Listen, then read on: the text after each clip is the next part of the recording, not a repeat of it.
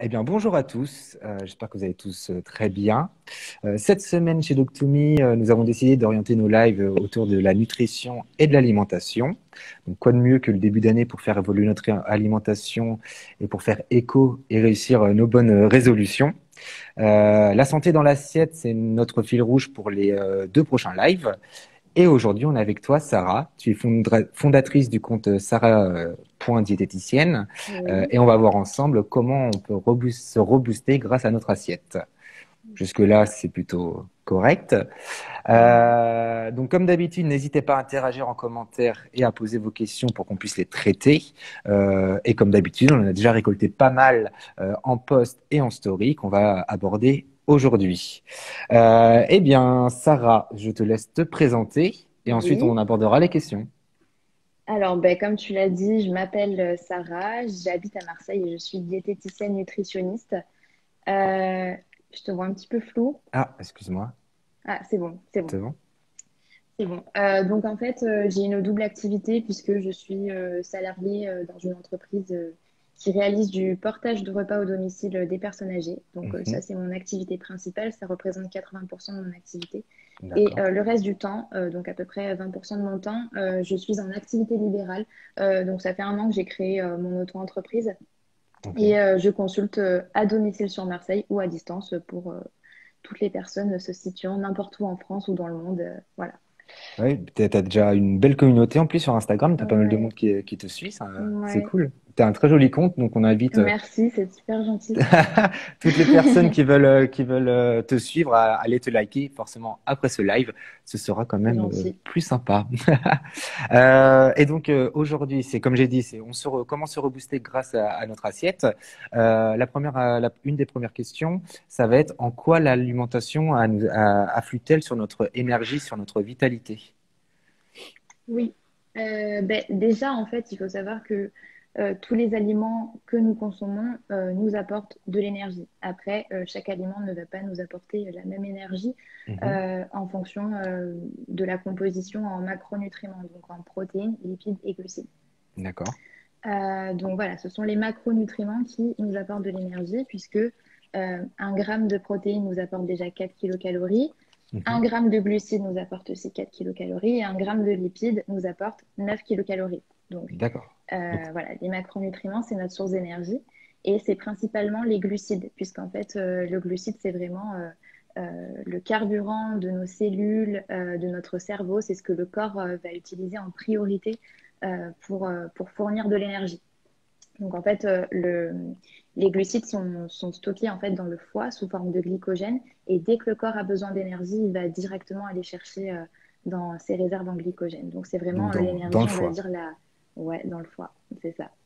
Donc c'est vraiment la forme d'énergie la plus utilisée par le corps et ça Mhm. représente environ 50% de nos apports énergétiques totaux. Ok. Donc c'est à Ah peu oui, près la donc moitié quoi. Donc les ouais, bah, glucides, il faut vraiment en apporter tous les jours dans notre alimentation.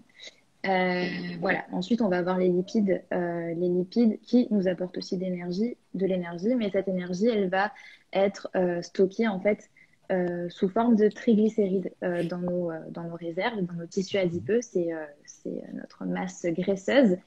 Et en fait, cette énergie, elle va être utilisée que quand le corps en a extrêmement besoin. Donc, ça va être dans des situations particulières comme pendant les sports de longue durée, par exemple, et intenses. Là, il peut y avoir une utilisation des lipides.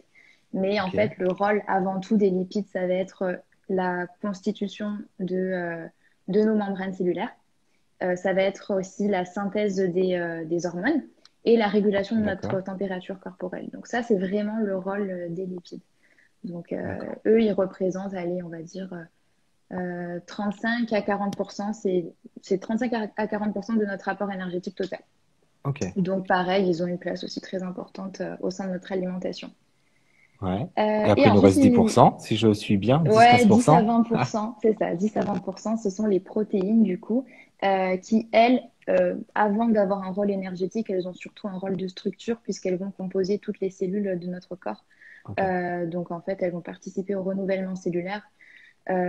Donc les protéines sont aussi importantes que finalement les autres macronutriments. puisque si nous n'avions pas de protéines, nous ne pourrions pas vivre tout simplement. Ok. Donc voilà, c'est 10 à 20% de l'apport énergétique. Ouais. Donc voilà, tous ces macronutriments, ils nous apportent de l'énergie et ils apportent, voilà, ils ont tout c'est quelque chose à apporter à notre corps. Voilà, ils agissent dans différentes fonctions.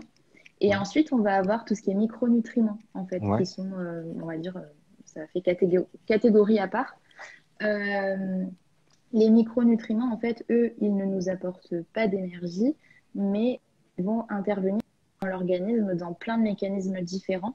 Par exemple, le fer, il va entrer dans la constitution de nos globules rouges et il va participer à l'oxygénation du corps. Donc, en fait, voilà, chaque vitamine, chaque minéral a son rôle à jouer aussi au sein de l'organisme. Donc, il ne faut pas les négliger. Il ne faut pas que penser aux macronutriments. Il faut aussi penser aux vitamines et aux minéraux. Voilà, c'est vrai qu'aujourd'hui, avec notre alimentation qui est de plus en plus industrialisée, on a tendance à en manquer un petit peu. Donc, il faut faire attention à bien privilégier les produits bruts pour avoir un Ouais, maximum d'apports en vitamines et minéraux. Ouais, justement, on y viendra après à tes conseils en tant que diététicienne, comment vraiment ouais, se rebooster. Donc, si je récapitule, donc on a glucides à 50% de notre carburant qu'on retrouve dans le foie. Les lipides, plutôt dans le tissu adipeux, c'est 35 à 40%. Les protéines, c'est ouais. pour notre structure donc cellulaire, si j'ai bien compris, pour Mhm. notre corps, 10 à 20%. Et ensuite, les micronutriments, euh, on y viendra un petit peu plus tard. Voilà. Euh, Justement, donc, comme tu dis, il faut avoir un petit peu de tout et il faut pas le négliger. À Ouais. quelle période de l'année on doit justement adapter notre alimentation s'il y a une période ou plusieurs périodes de l'année? Bah, en fait, il n'y a pas de période particulière. Ok, Il faut adapter son alimentation à chaque moment de l'année, à chaque saison, puisque chaque saison nous apporte des fruits et légumes différents ok, pour répondre aux besoins de notre corps à un instant T, quoi. ouais, Donc, en fait, par exemple, l'été, on va avoir des fruits et légumes qui sont beaucoup plus riches en eau. Parce que forcément, bah, notre corps a besoin d'eau en été. On est souvent déshydraté, donc on va avoir des fruits et légumes riches en eau. Ça va être par exemple le concombre, la tomate, la courgette, le melon, la ouais, pastèque. Voilà, il y a énormément de fruits et de légumes en été qui sont plus riches en eau. Et en hiver, bah, finalement, c'est tout le contraire. On va avoir des légumes qui sont beaucoup plus consistants, qui vont mieux tenir au corps, parce que en fait, on a beaucoup plus faim en cette période. On a plus faim parce qu'il fait plus froid dehors. Donc, notre corps a besoin de maintenir sa température corporelle à 37 degrés. Et du coup, c'est normal qu'on ait plus faim. oui, parce Donc, on va retrouver. on prend plus euh, d'énergie à rester ouais, à garder notre oui, corps. c'est ça. Ouais. C'est ça. Et du coup, bon, bah, du coup, on va retrouver des fruits et légumes plus consistants. Ça va être les courges, carottes, panais, les choux, voilà. Donc, c'est un petit peu l'inverse, quoi. Ok. Et Et on donc, va comment retrouver aussi, oui, vas-y, dis-moi. Non, non, des dis-moi, fruits, continue. ouais. On va retrouver des fruits et légumes qui sont aussi beaucoup plus riches en vitamine C parce que notre corps, bah, il est plus fatigué en cette période de l'année. En hiver, Mhm. on a besoin de plus de vitamines. Donc, on va retrouver plus de vitamine C aussi dans les fruits et légumes d'hiver. Bah justement, c'est une très bonne transition à ma prochaine question. C'est qu'en hiver, de quelle vitamine on a besoin, de quel apport on a besoin et comment on peut les trouver? Alors, il y en a plusieurs. Déjà, je dirais qu'il faut bah, justement faire attention à la vitamine C. Ouais, Euh, trouver la vitamine C, il y en a à peu près dans tous les fruits et légumes. Simplement, d'accord. c'est une vitamine qui est très sensible à la chaleur et à la lumière. Mhm. Donc, Ouais, en fait, elle est très vite détruite à la cuisson. Quand on fait cuire ouais, à haute température des légumes ou quand on les fait bouillir, par exemple, il y a une grande partie qui s'échappe avec les eaux de cuisson. d'accord. Donc, la vitamine C, c'est bien bah, de manger des crudités en hiver, en fait, pour avoir tous ces apports en vitamine C. Et après, bah, de varier un maximum ses fruits et légumes d'hiver. Euh, voilà, brocoli, choux, panais, courges. En fruits, on va avoir tout ce qui est agrumes, kiwi. Donc, c'est naturellement riche en vitamine C. Et justement, ça va booster notre Ok. système immunitaire, cette vitamine C. Et donc, comme tu disais, vaut mieux les manger en crudité, quoi, enfin en froid que chaud, Oui, ça dépend. si j'ai bien Après, suivi. bah, ça dépend parce que les crudités, c'est vrai que Tout le monde ne les tolère pas. Par exemple, on ne peut pas abuser non plus de crudité parce que au niveau digestif, il peut y avoir aussi des soucis de transit, par exemple. Ouais, Donc, oui, mais pas trop non plus. On varie entre le cru et le cuit. d'accord. Donc je le répète quand même, si vous avez des Ouais, questions ou des témoignages, des réactions, des remarques, n'hésitez pas à les écrire en commentaire, hein, on essaye de tous les lire et de les ouais. poser. Donc allez-y, participez, c'est un live interactif. Après, Justement, ouais, il y a d'autres dis-moi. choses hein, à apporter en hiver. Donc, il y a le magnésium aussi qui permet de lutter justement contre la fatigue, qui donne un petit peu la pêche parce que c'est vrai qu'on a tendance à être plus fatigué en hiver. Ça permet aussi de lutter contre le stress et d'améliorer le Mhm. sommeil. Donc, le magnésium, on en trouve dans tout ce qui est légumineuse, donc les pois chiches, les Ok, lentilles, les haricots rouges, les flageolets, etc. Dans tout ce qui est oléagineux, donc ça va être les noix, les noisettes, les amandes, les noix ok. de cajou, les cacahuètes, etc. Tout ce qui est banane, chocolat et, et je crois que c'est à peu près tout pour le magnésium. Et, Voilà, donc il faut varier un petit peu ses sources. Et ce ouais, qui est très très important aussi, je ne l'ai pas dit, en hiver, c'est la vitamine D. Parce que en été, on n'a pas du tout de mal à la trouver parce que le elle est soleil. synthétisée en fait au niveau de notre peau grâce au soleil. Ouais, Mais en hiver, c'est vrai on est beaucoup plus à l'intérieur. Et puis, c'est pas la même luminosité, c'est pas la même lumière. Donc, on a tendance effectivement à manquer de vitamine D. Donc, on privilégie les poissons gras qui sont ok. très riches en vitamine D pour compléter ses apports.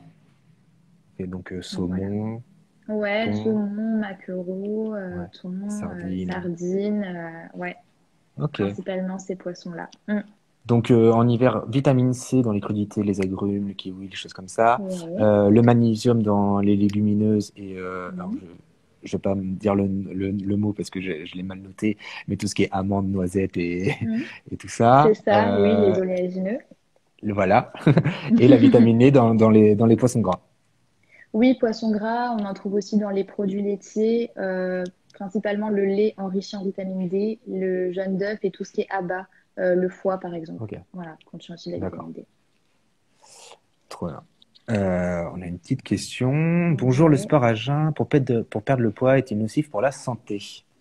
Bah après, j'ai envie de dire, ça dépend des personnes. Il y a des personnes qui aiment bien pratiquer leur sport à jeun. Après, jamais pendant une longue période, parce que justement, on peut très vite perdre justement ses réserves en glycogène, comme on l'a vu tout à l'heure. Et si on n'a pas mangé un petit peu le matin, on peut très vite se retrouver en malaise ou voilà. Donc, il faut faire attention. Voilà, pas des sports très intenses et très longs. Plutôt, voilà, quelque chose d'assez. Là, c'est court. Oui, Pour pas enlever toutes ces réserves et tomber dans les ouais, pommes. oui, voilà. Euh, donc, en tant que diététicienne, quels sont tes conseils pour nous rebooster? Est-ce que tu as des repas à nous conseiller, des épices, Mhm. d'autres aliments que ceux que tu nous as dit? Quelque chose là, actuellement, on est au mois de janvier. Moi, j'ai envie Ouais. de me rebooster grâce à mon assiette. Qu'est-ce que tu me dirais de prendre et sur combien de temps? Déjà, tout simplement, un conseil basique, c'est de manger équilibré, donc de varier un petit peu Ouais. tous les aliments, d'apporter chaque catégorie d'aliments pour répondre aux besoins de son corps. Voilà, donc on varie vraiment entre tous les groupes d'aliments et de privilégier surtout les produits bruts, les produits non raffinés, non transformés, Mhm. qui sont bien sûr beaucoup plus riches en macro et micronutriments. De privilégier dans vos assiettes des fruits et légumes de saison. On les a un petit peu cités tout à l'heure, hein, tout Ouais. ce qui est choux, courges, brocolis, panais, carottes, les agrumes, le kiwi, les pommes, etc.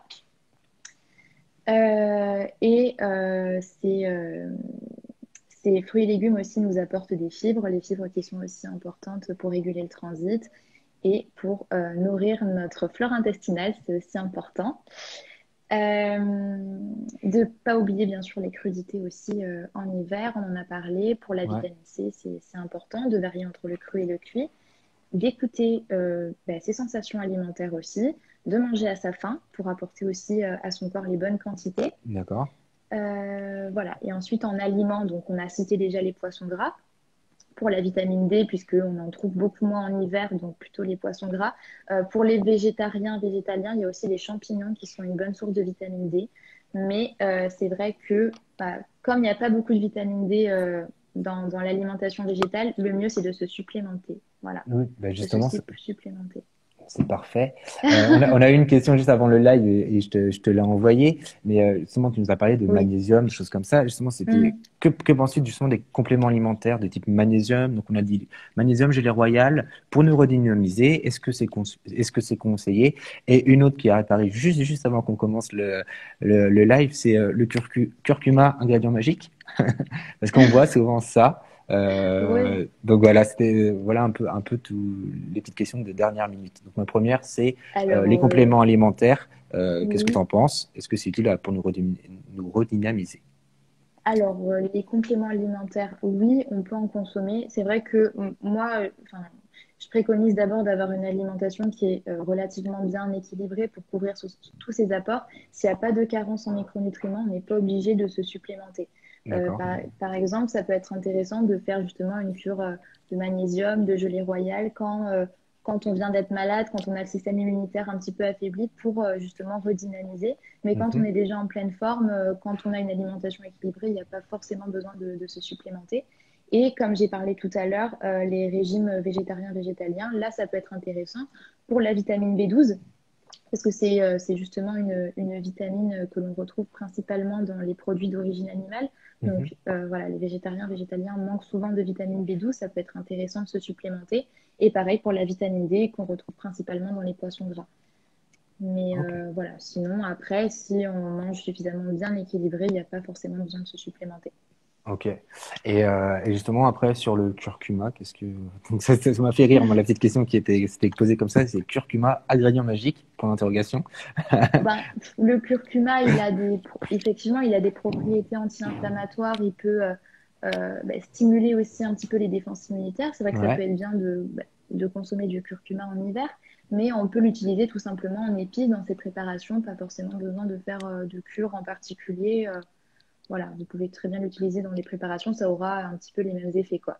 Ok. Donc on a des questions. Est-ce qu'on peut considérer, alors c'est très précis, est-ce qu'on peut Mhm. considérer qu'une tartine de pain demi-gris, du jambon et une soupe avec une cuillère à café de graines de chia constituent un bon lunch? Voilà. Ben, en fait, c'est très compliqué pour moi de répondre à une question comme ça parce que j'ai besoin de connaître en fait la personne beaucoup plus précisément, quels sont ses besoins nutritionnels. Donc là, comme ça, c'est pas trop possible de dire si c'est bon ou pas bon, quoi. Chaque alimentation est différente en fonction de chaque individu. Donc, Oui, c'est si ça propre vous à la convient, personne. ouais, bah, Ok. si ça vous convient, si vous ressentez votre satiété, pourquoi pas. Après, ça me paraît aussi un petit peu léger comme repas, mais peut-être privilégier une source de légumes à côté, parce que c'est vrai que les légumes en soupe, effectivement, il y a des fibres, mais c'est plutôt vite digéré. Donc la soupe de temps en temps, mais pas tous les soirs. Voilà, après, Eh ben, j'ai pas de conseils on particuliers. invite Céline à t'envoyer un message sur Instagram après le Voilà, live pour avoir oui, voilà. pour que ce soit un petit peu plus complet. Ouais. Et donc, tu es de l'équipe Les Menus Services. J'imagine que c'est l'entreprise où tu travailles. Parce que tu es top, Oui, Sarah, c'est fière de ça. te compter dans mon équipe. Euh, tac, tac, je reprends un peu les questions, excusez-moi. Alors, ben justement, on entend de plus en plus parler de probiotiques. Est-ce que tu peux nous expliquer Mm. ce que c'est Mhm. et quels impacts sur notre corps et ou bien notre mental? Alors, déjà, avant de parler de probiotiques, je pense que c'est important de rappeler le microbiote intestinal, ce que Ouais. c'est, parce que tout le monde ne sait pas ce que c'est. Et justement, les probiotiques agissent directement sur notre microbiote. Donc, en fait, le microbiote intestinal, c'est un ensemble de bactéries. Ce sont des milliards de bonnes bactéries qui se trouvent dans notre ventre, en fait, Ouais. et qui vont participer à notre bonne santé de manière générale quand le microbiote est bien entretenu et bien riche en bonnes bactéries, justement. Donc, en fait, le microbiote, il va avoir deux rôles majeurs dans l'organisme. Le premier, c'est qu'il va bien sûr agir sur la digestion. Il Mhm. va en fait digérer des composés de notre alimentation que nous-mêmes, nous ne savons pas digérer. Donc, ça va être tout ce qui est fibres contenues dans les fruits, dans les légumes, dans les oléagineux, dans les produits complets. Toutes les Ok. fibres, en fait, sont digérées par ces petites bactéries. Voilà, donc ça, c'est le rôle principal. Ensuite, il va aussi avoir un rôle sur l'immunité. Donc, en fait, notre Ok, bon. microbiote, c'est un petit peu notre interface entre le milieu intérieur à notre corps et le milieu extérieur. Donc, en fait, ça permet d'empêcher le passage des micro-organismes pathogènes vers la circulation et donc Mhm. d'éviter toutes les infections, les maladies, les allergies, etc. Voilà, Ok. donc en fait, les probiotiques, ce sont les bonnes bactéries que l'on retrouve dans notre alimentation et qui Ouais. vont permettre justement la bonne santé du microbiote. Ça va permettre d'avoir un microbiote enrichi en bonnes bactéries et donc fonctionnel en fait, qui va assurer toutes ces bonnes fonctions. Dans l'alimentation, les probiotiques naturels, ça va être tout ce qui est fermenté.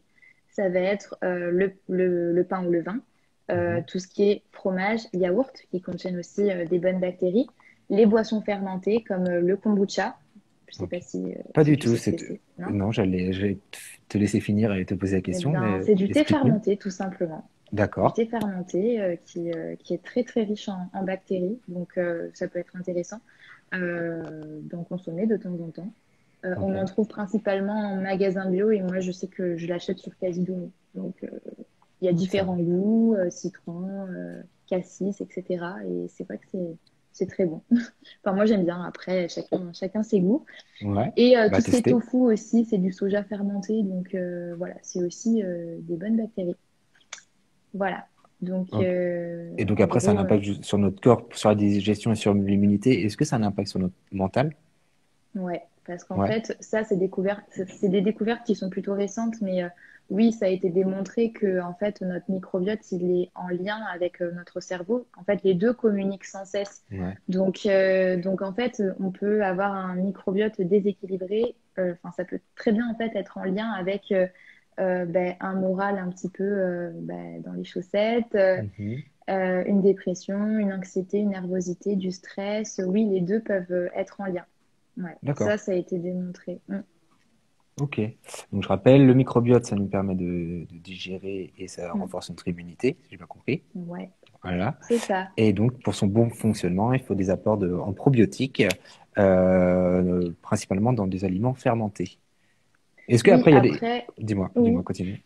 oui, j'allais parler des cures de probiotiques, mais C'était une de mes questions. C'était est-ce que derrière il y a d'autres, comme des vitamines, comme on a pu parler avec le magnésium, est-ce qu'il y a des cures qui sont de probiotiques qui existent? oui, du coup, on en trouve principalement en pharmacie, dans des laboratoires. Ça peut être intéressant d'en prendre lors des changements de saison, lorsque le corps justement est un petit peu affaibli. Ça peut être intéressant d'en prendre également si on est sujet au ballonnement, aux mauvaises digestions, aux douleurs abdominales, aux soucis de transit. Ça peut justement essayer de rétablir un petit peu, de rétablir la flore intestinale et du coup d'améliorer les fonctions digestives. Donc dans ces cas-là, on peut effectivement faire des cures de probiotiques de temps en temps. Et pour ceux aussi qui ont le système immunitaire un petit peu affaibli, par exemple, après avoir pris des cures d'antibiotiques. Les antibiotiques tuent Ok. aussi les bonnes bactéries dans notre microbiote. Donc, c'est bien de rétablir aussi un petit peu la flore intestinale avec des cures de probiotiques. Donc on les réintègre en faisant ces cures de probiotiques. Ouais, c'est ça, Et c'est ça, c'est ça. des choses qu'on doit faire comment dire, régulièrement, et sur combien de temps? Après, Est-ce que tu sais? Ça ça dépend de la dépend, ça personne. dépend des personnes. Il y a des personnes qui vont jamais avoir de besoin de probiotiques pour avoir une bonne digestion et des personnes qui vont avoir besoin de faire des cures de temps en temps, donc plutôt au changement de saison. Ok. Donc Voilà. changement de saison.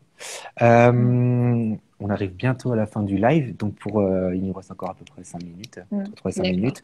Donc ceux qui ont des questions, allez-y, c'est le moment, parce que sinon on ne pourra pas y répondre, en tout cas pas en direct. Donc on en a une. Alors, on m'a dit que l'eau ne faisait pas prendre de poids, pourtant après un verre d'eau, j'ai pris un demi-kilo alors que je n'ai rien mangé. C'est pas une question, c'est une remarque. Est-ce que tu as Ben, une réaction par rapport à ça? bah non, enfin l'eau ne contient aucune calorie déjà, il faut le savoir, donc vous pouvez boire.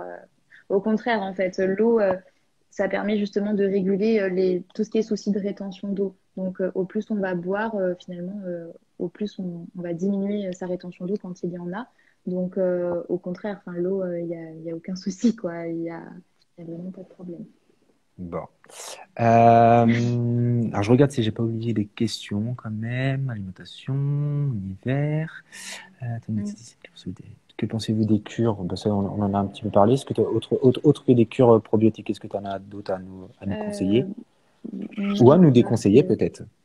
Des choses oui, qui sont justement, tout ce qui ancrées, qui est sont ancrées. ouais, tout ce qui est cure, jus détox, etc., qu'on peut voir surtout après, par exemple, les fêtes de fin d'année. Ouais. C'est vrai que là, voilà, on voit souvent fleurir dans les magazines, à la télé, cure de jus détox. Enfin, c'est voilà. Ça, moi, je suis un petit peu contre. Pour moi, c'est quelque chose qui est vraiment marketing. On vous annonce généralement, voilà, des pertes de poids ou des détoxifications de l'organisme.